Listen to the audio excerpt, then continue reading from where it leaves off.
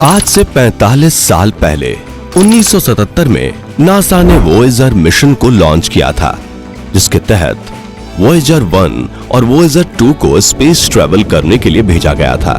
इनके साथ एक तांबे की गोल्ड प्लेटेड डिस्क जोड़ी गई थी, जिसमें रोते हुए बच्चे, पक्षियों, हवाओं और लहरों की आवाजें और 55 अलग अलग भाषाओं में शुभकामनाएं रिकॉर्ड करके भेजी गई थी। तो साथियों, नासा के वैज्ञानिकों का यह सब भेजने का क्या उद्देश्य था? ये सब किसके लिए भेजी जा रही थी? चलिए जानते हैं। साथियों, 40,75,000 किलोमीटर की परिधि वाली यह पृथ्वी हमारे लिए तो काफी बड़ी है, लेकिन 14 फरवरी 1990 के दिन नासा के स्पेसक्राफ्ट वॉयेजर 1 ने 6 बिलियन किलोमीटर दूर से पृथ्वी की एक तस्वीर ली थी। पेल ब्लू डॉट नाम से जाने जाने वाली इस तस्वीर में पृथ्वी सिर्फ एक छोटे पिक्सल जितनी दिखाई देती है। इसी से हम समझ सकते हैं कि ये अंतरिक्ष कितना बड़ा है। और लगातार दिन रात स्पेस एक्सप्लोरेशन करने के बावजूद आज तक हम सिर्फ अंतरिक्ष के 4% हिस्से को ही एक्सप्लोर कर पाए हैं। लेकिन पिछले हफ्ते एक बार फिर अंतरिक्ष में भेजे गए नासा के मानव रहित स्पेसक्राफ्ट वॉयेजर 1 ने स्पेस से नासा को कुछ ऐसी गतिविधियां भेजी जिसे देखकर वैज्ञानिकों की रात की नींद उड़ गई है। दरअसल आज से 45 साल पहले 1977 में नासा ने वॉयेजर मिशन को लॉन्च किया था, जिसके तहत वॉयेजर 1 और वॉयेजर 2 को अलग अलग पाथ पर स्पेस ट्रैवल करने के लिए भेजा गया था, जिसका उद्देश्य था अंतरिक्ष में इंसानों के रहने के लिए अन्य ग्रहों की खोज करना, धरती की तरह ही अन्य ग्रहों पर रहने वाले एलियन की खोज करना और ब्रह्मांड के बारे में जितना हो सके जानना। और लॉन्च होने के बाद समय समय पर वॉयेजर स्पेसक्राफ्ट ने अंतरिक्ष से ऐसी तस्वीरें और आवाजें भेजी जिसे देख और सुनकर हमारे होश ही उड़ गए। अपने इस मिशन में नासा ने 20 अगस्त 1977 को अपने फ्लोरिडा में स्थित लॉन्च पैड से वॉयेजर 2 को लॉन्च किया, जिसके 16 दिन बाद यानी 5 सितंबर 1977 के दिन वॉयेजर 1 को लॉन्च किया गया। और अब ये उन चुनिंदा मानव निर्मित स्पेस ऑब्जेक्ट्स में से एक है जो 45 साल बाद भी काम कर रहा है और ब्रह्मांड के अनंत कोनों में झांक रहा है, जो डीप स्पेस नेटवर्क के साथ कम्युनिकेट करके पृथ्वी पर डेटा ट्रांसमिट करता है। इस डीप स्पेस नेटवर्क में 3 ग्राउंड स्टेशन हैं, जो पृथ्वी पर एक दूसरे से करीब 120 डिग्री की दूरी पर ऑस्ट्रेलिया, स्पेन और अमेरिका में स्थित हैं। चलिए अब समय में 45 साल, 6 महीने और 23 दिन पीछे चलते हैं और इन वॉयेजर स्पेसक्राफ्ट के जरिए ब्रह्मांड की रोमांचक यात्रा पर चलते हैं। तो साल 1977 में वॉयेजर स्पेसक्राफ्ट को नासा ने स्पेस की डीप स्टडी के लिए लॉन्च किया और इस 815 किलोग्राम के मानव रहित यान को स्पेस में लंबे समय तक कम ईंधन में ट्रैवल करवाने के लिए नासा की जेट प्रपल्शन लेबोरेटरी ने इसे इस तरह डिजाइन किया कि ये ग्रहों के गुरुत्वाकर्षण बल का इस्तेमाल करके ट्रैवल कर सके, जिसके लिए स्पेसक्राफ्ट में 3 रेडियो आइसोटोप थर्मोइलेक्ट्रिक जनरेटर लगाए गए। इसलिए इसे तब लॉन्च किया गया जब सोलर सिस्टम के प्लैनेट एक विशेष स्थिति में एक स्ट्रेट लाइन में आ रहे थे, जिस वजह से यात्रा का समय 30 वर्ष से घटकर सिर्फ 12 वर्ष बन गया। वहीं सौर मंडल से बाहर भी कम्युनिकेशन करने के लिए इसमें 3.7 मीटर डायमीटर वाली कैसेग्रेन एंटेना लगाई गई, जो कि 2.3 गीगाहर्ट्ज या 8.4 गीगाहर्ट्ज की फ्रीक्वेंसी का इस्तेमाल करके पृथ्वी के डीप स्पेस नेटवर्क से कम्युनिकेट करती है। The golden record. कार्ल सागन नाम के वैज्ञानिक ने वॉयेजर 1 और 2 दोनों के साथ ग्रामोफोन जोड़ने के प्रोजेक्ट पर काम किया था, जिसके तहत दोनों स्पेसक्राफ्ट्स के साथ 12 इंच की एक तांबे की गोल्ड प्लेटेड डिस्क जोड़ी गई थी और साउंड सिग्नल रिकॉर्डर लगाया गया था, जिसे द गोल्डन रिकॉर्ड नाम दिया गया। इस प्रोजेक्ट को करने के पीछे का मुख्य कारण था अंतरिक्ष में रहने वाले अन्य जीवों को संदेश देना, यानी जब अंतरिक्ष के किसी एलियन की मुलाकात वॉयेजर स्पेसक्राफ्ट से हो तो उसे पृथ्वी के बारे में पता लग सके। इसलिए इस गोल्डन ऑडियो विजुअल डिस्क में पक्षियों और प्राणियों की आवाज, हवाओं और लहरों की आवाज और विभिन्न प्रकार के संगीत रिकॉर्ड किए गए थे। इतना ही नहीं, इनमें निक सागन नाम के बच्चे की आवाज में अंग्रेजी भाषा में एलियन के लिए अभिवादन भेजा गया था। वहीं एलियन किस भाषा को समझते हैं वो तो हमें नहीं पता, इसलिए नासा ने इस डिस्क में 55 अलग अलग भाषाओं में शुभकामनाएं रिकॉर्ड करवा कर भेजी, जिसमें भारतीय भाषाएं जैसे कि बंगाली, गुजराती, हिंदी, कन्नड़ा, मराठी, पंजाबी, राजस्थानी, तेलुगु और उर्दू जैसी भाषाओं की ग्रीटिंग शामिल है। इसके अलावा वॉयेजर में सितार और तबला की धुन पर गाया गया केसर बाई केकर की आवाज में हिंदुस्तान का ट्रेडिशनल म्यूजिक जात कहां हो को शामिल किया गया है। यानी गोल्डन रिकॉर्ड में कई ऐसी जानकारियां मौजूद है जिसे देख और सुन एलियन हम इंसानों के अलग ग्रह के होने का अंदाजा लगा सकते हैं। Voyager 1 and 2 travel. Voyager spacecraft 62,140 kilometre प्रति घंटे की रफ्तार से सफर करते हुए पृथ्वी से हर दिन 14,68,800 किलोमीटर दूर होता जा रहा है। लेकिन आपको यह जानकर हैरानी होगी कि इसे पृथ्वी से इतना दूर जाने के लिए डिजाइन नहीं किया गया था, बल्कि इस मिशन को सिर्फ 5 सालों के लिए बनाया गया था। लेकिन 46 साल बाद भी वॉयेजर 1 पृथ्वी से संपर्क में रहकर आगे बढ़ता जा रहा है। अब बात करें वॉयेजर 2 की, तो वॉयेजर फर्स्ट का ये ट्विन स्पेसक्राफ्ट उससे थोड़ी धीमी गति पर आगे बढ़ रहा है।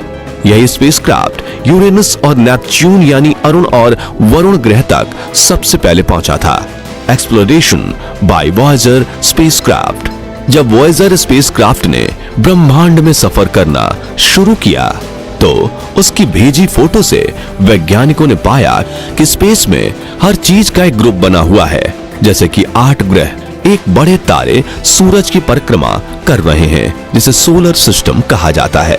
इन ट्विन स्पेसक्राफ्ट्स में वॉयेजर 1 ने 5 मार्च 1979 को जुपिटर यानी बृहस्पति ग्रह और 12 नवंबर 1980 को सैटर्न यानी शनि ग्रह को फ्लाई बाय की, जिसमें उसने माइक्रो लेवल पर इन दोनों ही ग्रहों की ऊपर से स्टडी की और नासा को अपने फोटोज भेजे। वहीं वॉयेजर 2 ने 9 जुलाई 1979 के दिन जुपिटर और 21 अगस्त 1981 के दिन सैटर्न का फ्लाई बाय किया था। इस स्टडी में वॉयेजर 1 ने जुपिटर यानी बृहस्पति ग्रह की थिन रिंग और 2 नए मून थीबी और मेंटिस को ढूंढा था। वहीं वॉयेजर 2 ने जुपिटर के 14th moon the great red spot का पता लगाया था। साथियों, ये ग्रेट रेड स्पॉट बृहस्पति का एक अजीबो गरीब तरह का साइक्लोन है जिस पर हमेशा तूफान चलता रहता है। इसके अलावा इन स्पेसक्राफ्ट्स ने सैटर्न यानी शनि के 5 नए मून और एक नई रिंग का पता लगाया। इन दोनों स्पेसक्राफ्ट्स की ये सबसे खास खोज थी। जुपिटर के मून आईओ पर मौजूद सक्रिय ज्वालामुखी और यूरोपा मून पर मौजूद 30 किलोमीटर जितनी बड़ी वाटर आइस की चादर देखी। यही नहीं, इन स्पेसक्राफ्ट्स ने हमें यह भी बताया कि सैटर्न के चांद टाइटन पर बिल्कुल ऐसा एटमॉस्फेयर है जो पृथ्वी पर लाइफ के ओरिजिन से पहले का एटमॉस्फेयर था। यानी हम यूं कह सकते हैं कि अगर पृथ्वी की सतह ही टाइटन पर भी समान प्राकृतिक घटनाएं हुई तो भविष्य में वहां भी जीवन की शुरुआत हो सकती है।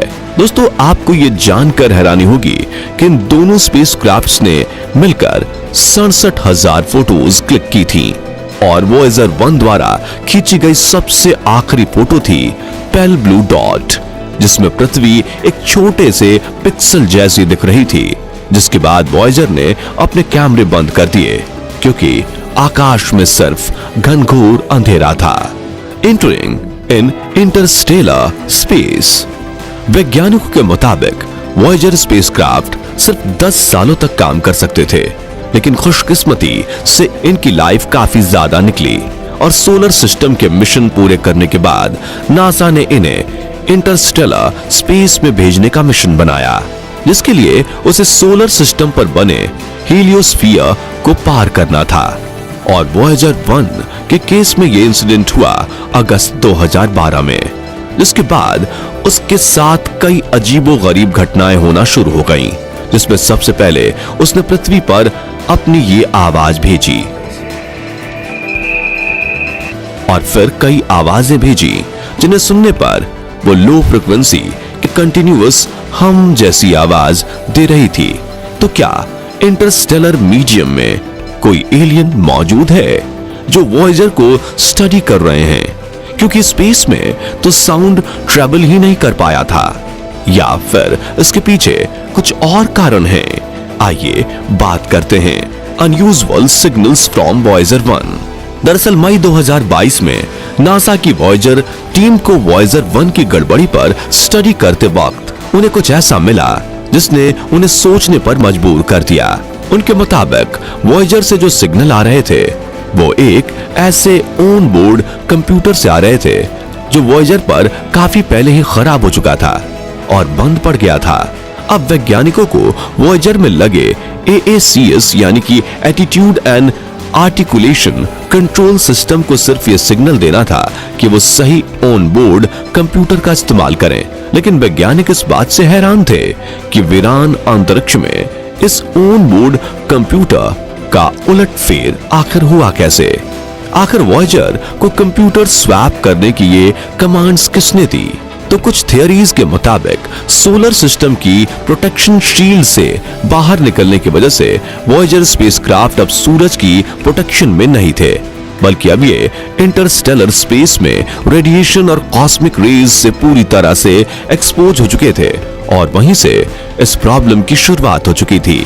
फॉर एग्जाम्पल, जब कोई हाई स्पीड एनर्जी पार्टिकल जैसे कि कॉस्मिक रेज किसी कंप्यूटर चिप से टकराती है तो उस चिप में मेमोरी एरर आने लग जाते हैं जो ओवर द टाइम इकट्ठे होते रहते हैं। इसलिए वैज्ञानिक यही मानते हैं कि कॉस्मिक रेज की वजह से ही वॉयेजर के ऑनबोर्ड कंप्यूटर में स्वैपिंग हुई होगी, जिस वजह से वॉयेजर हमें गलत डेटा भेज रहे थे। दोस्तों, इस वक्त वॉयेजर 1 हमसे करीब 23.3 बिलियन किलोमीटर दूर है और वॉयेजर को मैसेज भेजने और रिस्पॉन्स मिलने में करीब 2 दिन लग जाते हैं। ऐसे में रियल टाइम में ये पता कर पाना मुश्किल है कि इंटरस्टेलर स्पेस में वॉयेजर के साथ क्या हो रहा है। इस वजह से मई 2022 में जब वॉयेजर 1 में खराबी की खबर आई तो सोशल मीडिया पर कई वैज्ञानिकों और लोगों ने ये कहा था कि वॉयेजर स्पेसक्राफ्ट को स्पेस में एलियंस ने हाईजैक कर लिया है और वो पृथ्वी के इस डिवाइस की स्टडी कर रहे हैं। अब सच क्या है उसका सटीक पता लगा पाना तो मुश्किल है। तो क्या कहीं ऐसा तो नहीं कि वॉयेजर मिशन को सोलर सिस्टम की स्टडी करने नहीं बल्कि एलियंस से कांटेक्ट करने के लिए ही बनाया गया हो? क्योंकि इस पर लगे गोल्डन रिकॉर्ड के कवर पर पिक्टोरियल डायग्राम के फॉर्म में इसे प्ले करने का यूजर मैनुअल भी कार्व किया गया था, या फिर कॉस्मिक वेव्स की वजह से ही वॉयेजर 1 ऐसे गलत सिग्नल भेज रहा है? इस बारे में अपनी राय हमें कमेंट करके बताइए और वीडियो पसंद आया हो तो इसे लाइक और शेयर करने के साथ ही ऐसे इंफॉर्मेटिव कंटेंट को देखने के लिए हमारे चैनल को सब्सक्राइब करके नोटिफिकेशन बेल जरूर प्रेस कर दीजिए। धन्यवाद।